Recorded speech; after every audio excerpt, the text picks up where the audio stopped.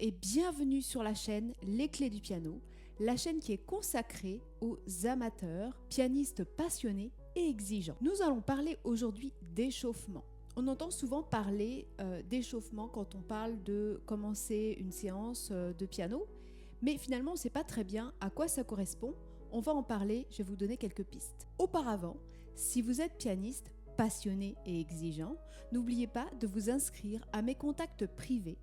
Vous recevrez régulièrement des astuces, des vidéos, des articles et également vous recevrez mes cadeaux de bienvenue, les 10 principes efficaces pour apprendre un morceau et ma petite méthode de lecture de notes avec CMP3 qui est un condensé de ma formation clé, ma formation phare sur la lecture des partitions.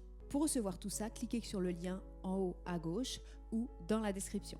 Alors, parlons d'échauffement.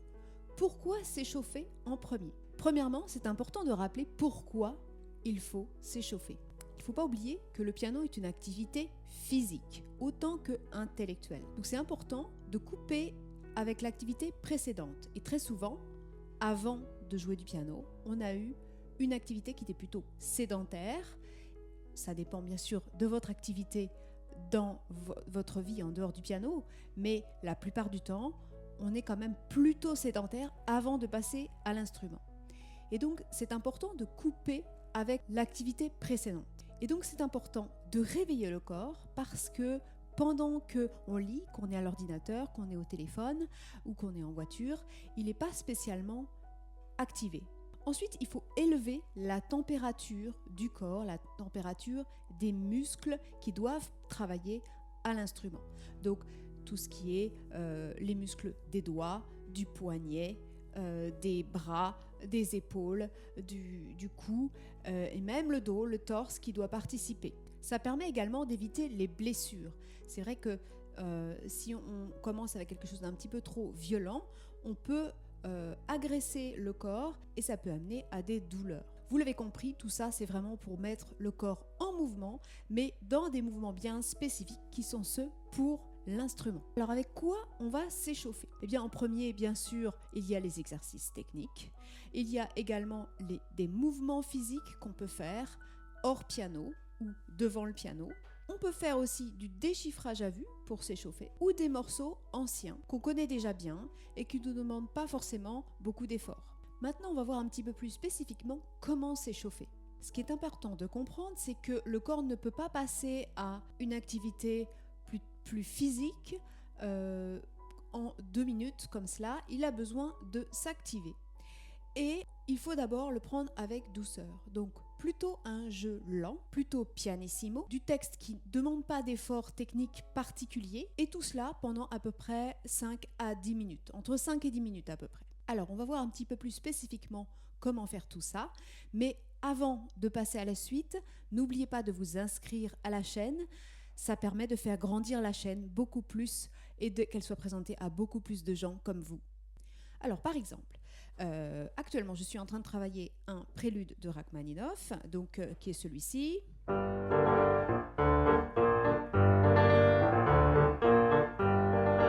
Voilà, bon, donc c'est quelque chose qui va quand même plutôt vite, qui est plutôt dans une nuance fortissimo et qui est assez long. Donc, je vais bien sûr pas démarrer directement bille en tête comme ça, je vais le faire quand même beaucoup plus doucement. Donc je vais démarrer par exemple.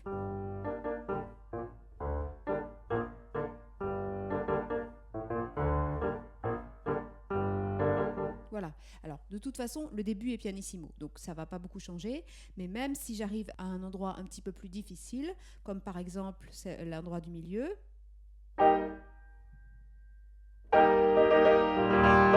je ne vais pas démarrer par ça, je vais pas démarrer comme cela en tout cas, je vais éventuellement le faire beaucoup plus doucement.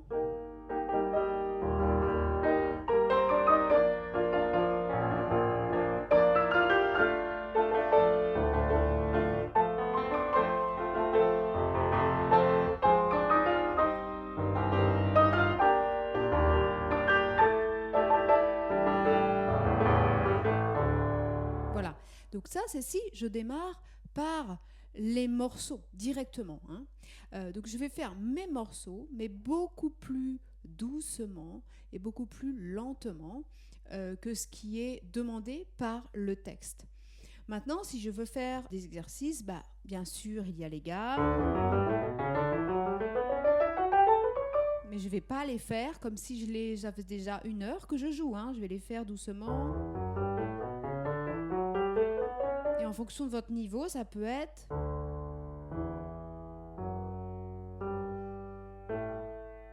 D'ailleurs même, voilà, moi je fais ce type de gamme très lente comme ça quand je reviens de vacances. Par exemple, ça fait 3 semaines que je n'ai pas joué pour vraiment me remettre dans l'instrument. Voilà, je suis très très lente et je ne suis pas fort. Je remets tout doucement la machine en marche. Maintenant, qu'est-ce que je peux faire comme autre exercice ? Les arpèges. Et doucement. Alors, c'est pas parce que je vais doucement que je suis molle. Par contre, je vais essayer d'être plutôt dans la précision. Mais je vais aller doucement et faire quelque chose de très délicat et contacter mon corps pendant que je joue.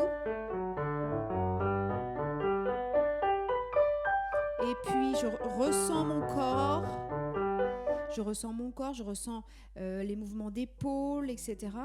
Je remets de la mobilité dans tout ça et je ressens de quoi le corps a besoin pour bouger. Qu'est-ce que je peux faire comme exercice physique ?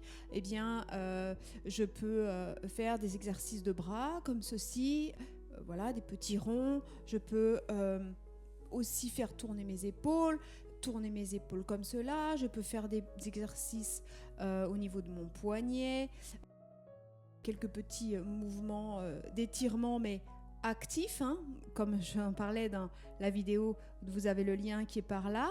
Voilà, hop, hop, je peux faire comme ceci, comme cela, voilà. Je fais vraiment aller mon corps dans tous les sens, etc. Ma tête, pareil, voilà. Donc ça, c'est les mouvements physiques. Et puis après, qu'est-ce que vous pouvez avoir ?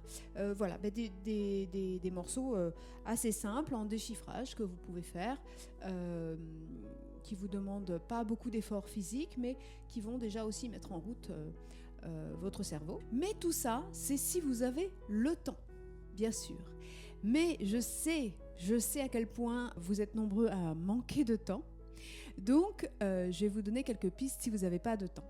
Et si vous voulez en savoir un petit peu plus sur les exercices techniques et ce que j'en pense et comment les faire, vous allez avoir aussi une vidéo par là qui va vous être recommandée. Maintenant, si vous manquez de temps, il va falloir sauter directement aux œuvres. C'est beaucoup plus important de travailler directement dans les œuvres. Mais on va garder ce temps d'à peu près 5-10 minutes où on va jouer toujours pareil, sans poids. Alors sans poids, ça veut dire pianissimo. Donc c'est ce dont je vous ai parlé tout à l'heure. J'étais en train de jouer le prélude de Rachmaninov, mais beaucoup plus lentement et beaucoup plus sans force, sans effort particulier. Mais par contre, dans la précision et le réveil des doigts, le réveil de la dernière petite phalange, et le fait de bien timbrer, de bien exprimer le texte, mais sans mettre de poids et de vitesse.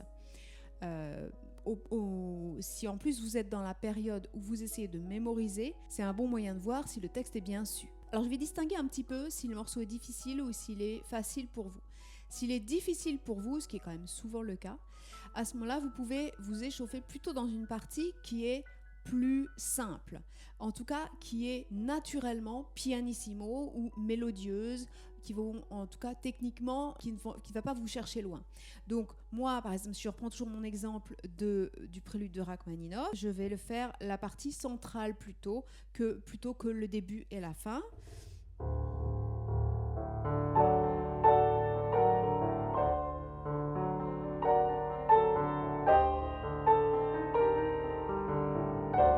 Je suis lente, mais je fais ressortir la musicalité.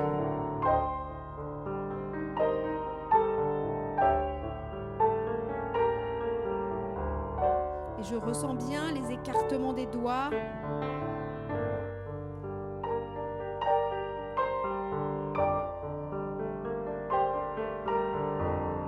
Je fais tout le chemin .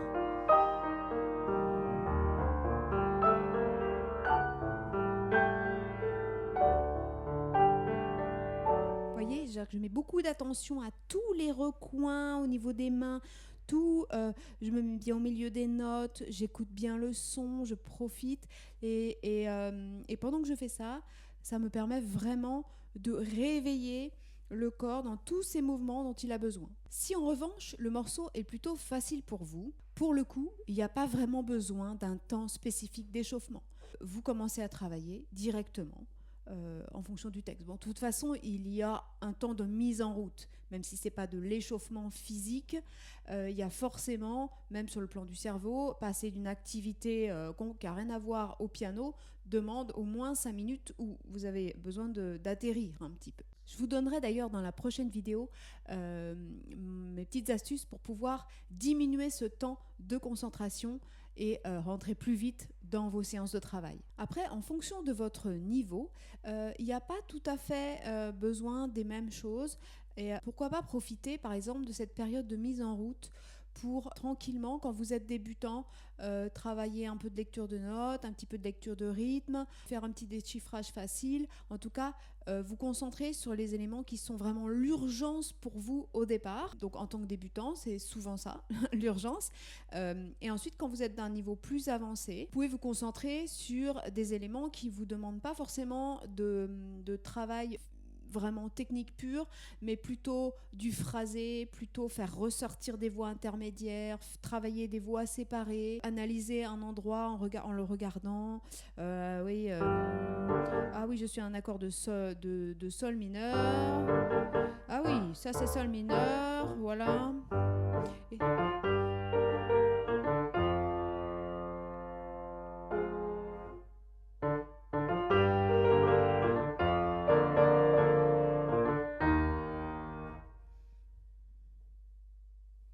Là, c'est pareil. Ah, je suis dans un accord de Ré. Voilà. Je vais analyser un petit peu la pièce. Ça peut me permettre de jouer, mais sans forcément beaucoup de vitesse, etc. Et d'être plus concentré sur des éléments que j'ai pas trop le temps de voir quand je suis bien échauffée et que là, c'est plutôt le moment de travailler ma technique. Je peux aussi travailler le phrasé.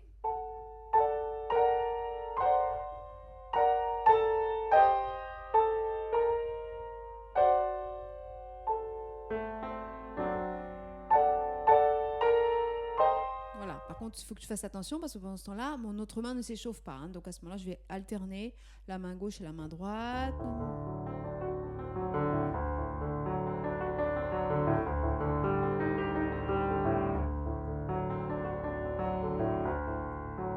Et là, j'entends par exemple que je tombe un petit peu trop sur le fa dièse. Donc je vais faire en sorte. Vous voyez, bon, c'est un élément qui est plus de l'ordre de l'écoute et de la concentration et d'essayer de chercher un bon geste que vraiment quelque chose qui me demande beaucoup d'efforts physiques. Voilà donc quelques pistes pour vous échauffer. J'espère que ça vous aidera dans vos prochaines séances de piano pour rentrer plus vite dans le vif du sujet de vos séances. Et si vous voulez en savoir plus sur les exercices physiques qu'on peut faire avant une séance de piano ou à la fin même d'une séance de piano pour se détendre, des exercices qui permettent d'aider le corps à être plus performant au piano, à ne pas engendrer de douleur et qu'ils deviennent vraiment votre allié pour votre technique, pour aller plus vite, plus fort, pour être plus endurant. Vous avez la formation Un corps pianiste qui est née au mois de janvier et maintenant on a même le module au piano qui arrive, qui est tout nouveau. Donc là je vous l'annonce cette fois. Donc si vous regardez cette vidéo alors que vous avez déjà la formation Un corps pianiste, sachez que le module arrive, c'est imminent. Donc où là maintenant je vous montre au piano l'intérêt de tous les exercices qu'on a déjà vus et le lien avec la technique et avec les besoins de l'instrument. Si vous voulez en savoir plus sur cette formation, vous avez le lien qui est juste en dessous dans la description ou toujours pareil en haut à gauche. Voilà, je vous remercie de votre attention. N'oubliez pas de vous abonner à la chaîne, de cliquer j'aime sur cette vidéo si elle vous a plu et à très vite sur la chaîne des clés du piano.